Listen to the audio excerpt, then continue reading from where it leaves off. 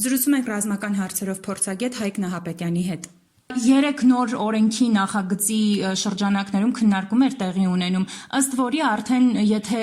մարդիկ հնարավորություն ունենան, կարող են վճարել եւ ծառայել 1 ամիս կամ 4 ամիս 24 միլիոն եւ 18 միլիոն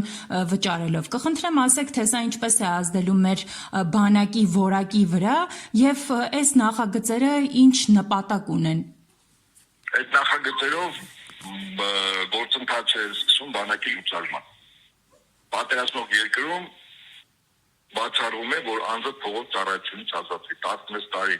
լրացած 15 միլիոնով ազատվում է։ 1 ամիս բանակում ծառայողը որևիցե օգուտ բանակին չի տա։ Նույնը 4 ամիս։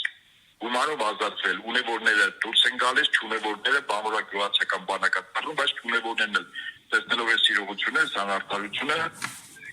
առավելագույն իրենք փորձելու են գումարը գտնել, պարտքանել, տուն վաճառել, որ երեխաները չծառայեն։ Այսինքն դա բանակի